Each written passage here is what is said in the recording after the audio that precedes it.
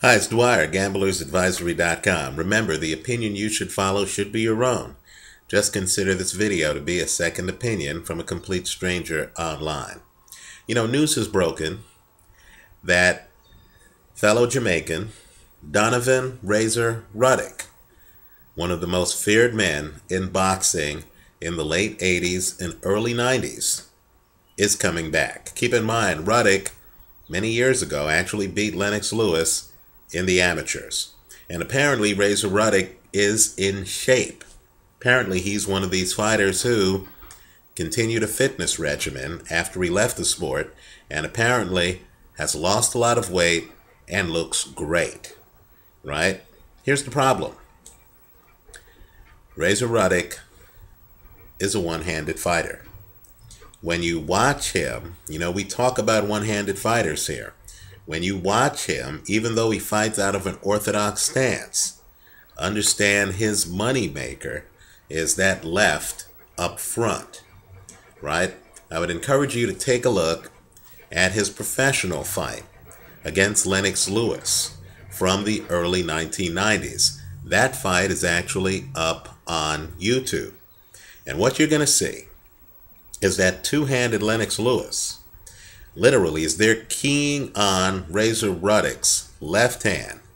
And it's when Ruddock makes the mistake of throwing that left hand to the body that Lennox Lewis, who has it timed, literally comes over that left with his right. Right? He throws a nice overhand right over Ruddock's left hand. And of course, once he hits Ruddock, and once Ruddock goes down at the end of the first round, that fight is essentially over. Ruddock never gets his balance back. Ruddock ends up being knocked out in the second round. The reason I bring this up is that one-handed fighters, while if they have power, always have a puncher's chance.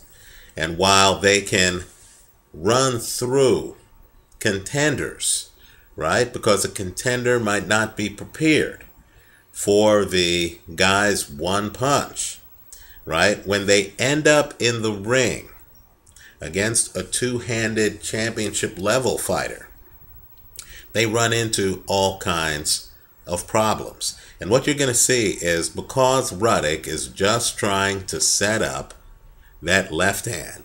I know there's film of him hitting people like Greg Page with right hands, but the right hand really isn't that powerful. What gave Ruddock the reputation was the knockout power of his left. That's the money punch that he used against people like Bone Crusher Smith. The problem is, when you're in against elites, if you're facing a Lennox Lewis or a Klitschko, right? They're going to hit you with the jab to keep you busy. You'll notice that's what Lennox Lewis is hitting him with in the first round of their fight. And then they're just going to time you. They're just going to wait for you to be in a position where you can't throw the one punch you know how to throw. And then they'll come right over the top of it and they'll hurt you. So I'm looking forward to Donovan Razor Ruddock's return.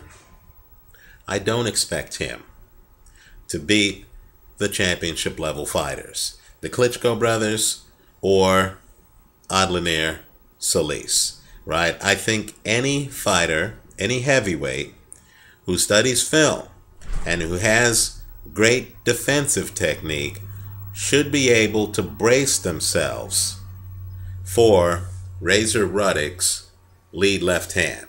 You'll notice Lennox Lewis always has his hand up around the side of his face, right? Even though Lewis had a fearsome right hand, even he knew if he had that right hand up around his face and was keen on Ruddock's left, that Ruddock, quite frankly, could not hurt him with the right hand.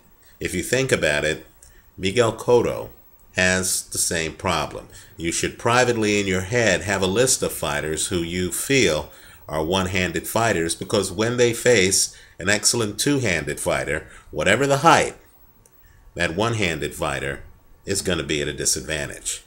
Let me know what you think. Leave your comments for me here online. Visit us at gamblersadvisory.com. Thanks for watching.